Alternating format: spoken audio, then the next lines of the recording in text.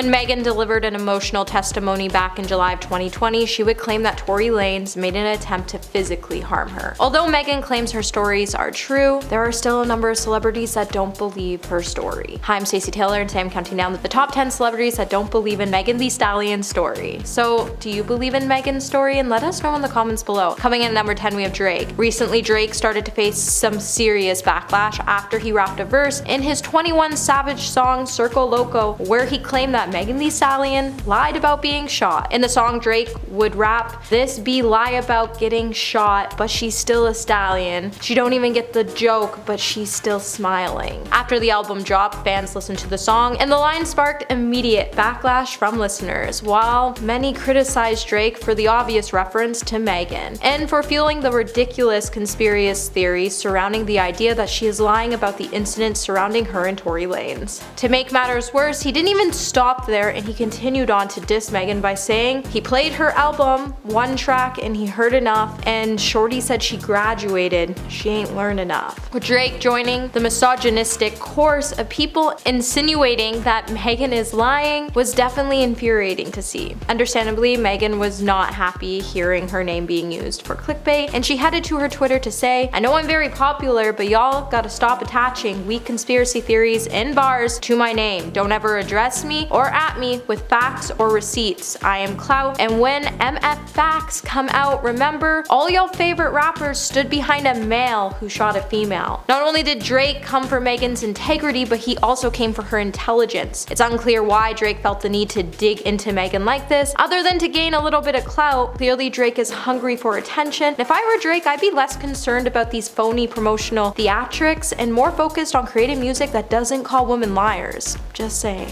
Number 9, DaBaby. It's safe to say that Megan Thee Stallion and DaBaby are no longer on friendly terms. Just days after the incident between Megan and Tory occurred, DaBaby would release his scat record with Tory Lanez. And to make matters worse, DaBaby even started to retweet posts that made light of Lanez's alleged attack on the Good News rapper. Not too long after fans started slamming DaBaby over the retweet, which he would then try to claim it was unintentional. Not long after Megan returned to Twitter, she would say, "Support me in private and publicly do something different. These industry men are very strange. The situation ain't no damn beef, and I really wish people would stop downplaying it like it's for some internet likes or retweets." When DaBaby fired back claiming Megan had all of these folks get the best of her, he told her to maintain her stance without feeling like he was against her. Megan would then tell DaBaby that her stance hasn't changed, and then she accused him of being a flip-flopper. Megan would claim that DaBaby said in a private conversation with her that he wouldn't be promoting his joint track with Tory Lanez because it was just a good business move. To make matters even worse, DaBaby would even publicly mock Megan Thee Stallion at Rolling Loud when he decided to surprise the audience during his set following Megan's performance. When a person in an oversized costume walked onto the stage, DaBaby shouted, "I'll give somebody out here $1 million if they can guess who's in here." It would then be revealed that the man behind the costume was Tory Lanez. And number 8, Draya Michele. While the whole world was shocked and disappointed when news started to circulate about Megan, it wasn't too far of a stretch to assume that the news was met with, "Oh my god, really?" But if you're Draya Michele, star of Basketball Wives, then your first instinct would have been to crack some jokes on a podcast about it. When Draya was guest hosting an episode on Wine and Weed podcast, Draya invoked the names of Whitney Houston and Bobby Brown when talking about the situation. Draya came out on the podcast to say, "I predict that they had some sort of Bobby and Whitney love that drove them down this type of road. I want you to like me so much that if I'm trying to get out of the car and you're like, no, sit back down in the car, and I'm like, no, I'm getting out of here," he'd say, "No, you're not, bam, bam." After Megan heard the clip, she would react to Draya Michele's comments by calling her dumb and telling her she wasn't even funny. After Draya was called out on Twitter, she would then try to apologize to Megan, and she would then try to explain that she wasn't trying to make a joke about domestic violence when she made the joke.